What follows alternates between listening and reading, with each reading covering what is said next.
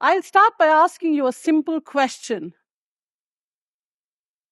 Some of you must have heard it.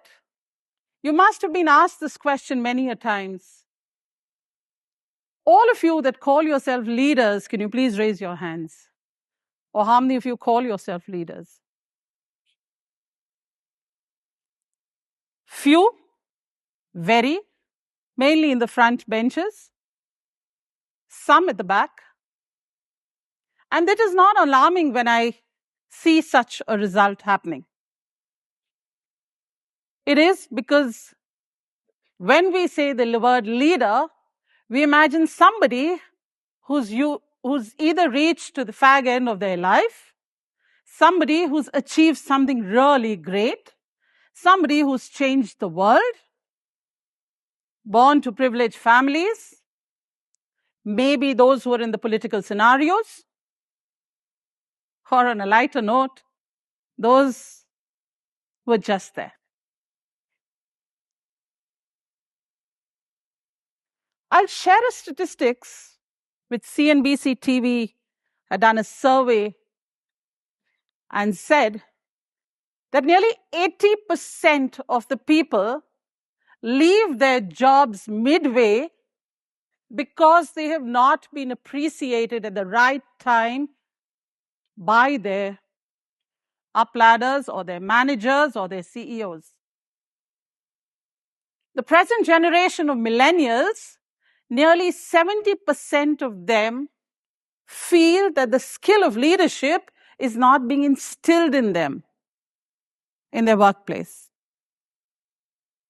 And the stark and the glaring revelation to me was that out of the 2,000 listed companies in India, we had only 100 women who headed that companies. Why is this happening? This is so because collectively we have given leadership that place in society. We have made it so big that as if a common person or a student sitting here or a young college graduate cannot be. Or maybe the house help that we have cannot be a leader in his or her space. Satya Nadella has very nicely summarized leadership. He says the CEO of a company is the one who sets the culture. He sets the tone of the organization, touches the soul and pulse of the people, gives them the values. And the C in the CEO, according to him, is the culture. Having said that, I want to take you away from corporate culture leadership and take you to where all of us exist in our daily lives. I'm not asking you to stand up and become leaders or be, take up a stand and do whatever you do, wherever you are. Speak up. Be a voice. Contribute. Even if it's to your immediate society. Even if it's just lending a hand to a friend. Reach out. Those small little acts is what is going to transform you into who you are later in life. Or even maybe today. I'm standing here nearly in the 6th decade of my life. Hopefully not completed it right now. I feel privileged for that. But I stand here because there have been people who have shaped me right from while I was a child. Maybe saw that small little potential as parents, They would independently send me to places, let me do chores which maybe normal 8-year-olds, 10-year-olds would not do. Send me on an independent train journey at the age of 16 to assist an elder sibling because she was not capable of. I did find that a little disturbing. Why should I assist an elder sibling to a destination? But then that added confidence to who I was being groomed into. It's been 3 decades into working, and I've been blessed with a lot of mentors, some of them who are sitting here, a lot of colleagues who've pushed me, made me do things which have been beyond my comfort zone and believed in me. What I'm trying to tell you is we need to believe in our ability. Believe in the ability of your peer. Believe in the ability of the people around you. And that is how I am here today. About 10 years back, I had the opportunity of working with an elite group of hotels back at my hometown. And I was given a humongous task. I was to teach the Queen's English to the associates of that hotel. A brand in itself. The Umaid Bhavan of Jodhpur. The leading hotel of the world. Employees that are perfect in their jobs. You can't take out a mistake. The customer reviews, top of the world. But they lacked that skill to communicate in English. Fluently. They did. I'm sure all of you who have visited heritage hotels, staff does communicate with accents as good as seeing the customer. They would speak in Italian, French, German, all accents. You have to try and figure out the language they're speaking in.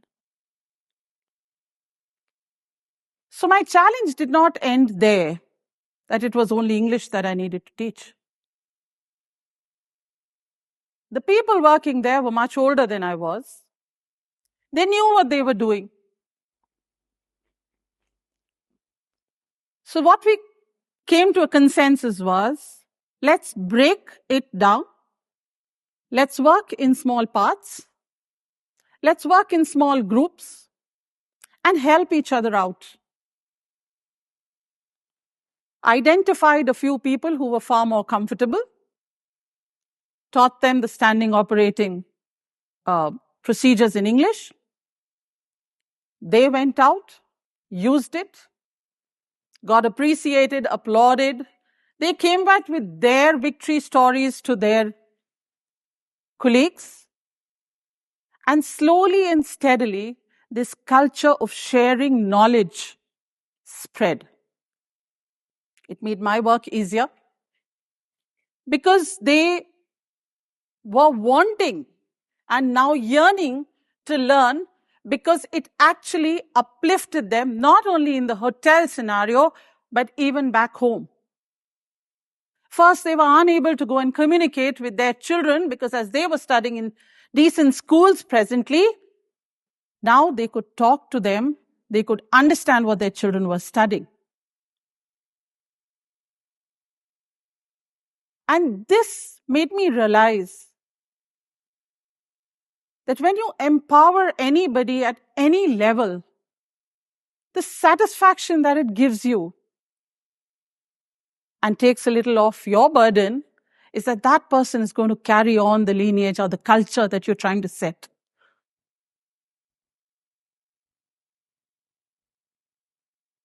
I'll take you to another story which has been very close to my heart.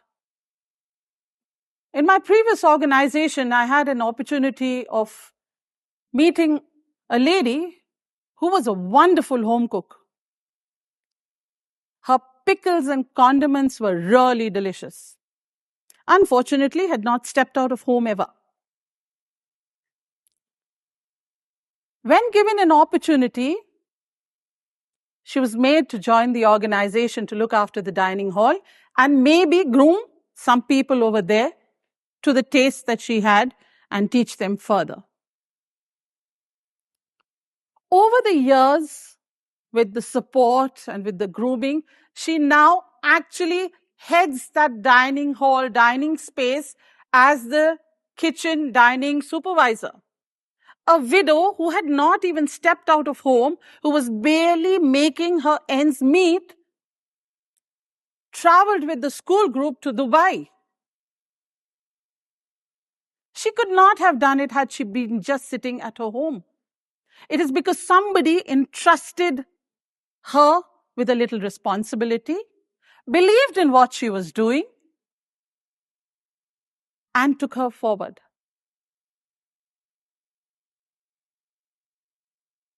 What I'd like to say over here is that if all of us, whoever, even if it's me or anybody else sitting over there at certain positions, we need to empower our team.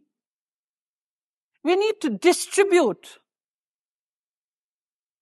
whatever we know into whatever is coming through the next generation. And then identifying yourself as a leader in any sphere will not be difficult because somebody entrusted some responsibility in you and you proved yourself and you will do it. But I'm sure some of you sitting here will do, because with leadership comes responsibility. With responsibility, we have a lot to answer. Some of you will say, why should I take up this burden of being answerable to anything or anybody for that matter? I'm comfortable where I am. I do not want to face failure. I do not want to face criticism. But if in a medical line, if there's some medicos sitting here would agree with me, its life is only existent if it's up and down. If it's flat, there is no life. So take up those roles and take it up humbly. We all need to work as a community, work with our people around us, work in small groups. I'm not asking you to just pick up a flag one day and start a movement and no. What you believe in, share it with somebody else and move up the ladder humbly. My maternal hometown is in the hills. And an observation, if you've all been to hill station, we're close to Ooty. If you see a pahadi while he is walking, that's what they're called in the north, they're called pahadis. If you see a pahadi walking upstream, he'll have baggage at the back and he bends forward and he moves forward and he reaches up. But when he's coming down, that's the way. There's a lesson in this. Move up humbly, with your head a little held low, taking up all that you have. But do not be careless while you're coming down, because coming down can be very fast if you want to sustain yourself over there. I'd just like to say that don't think that we will reach a time when we will take up roles. Your time is now. All the children sitting there. Your time is now. Whatever you want to do, do it now. Start now. Think now. Process your thoughts. Discuss with others. Because only when is it shared leadership does it make an impact on all of us around it.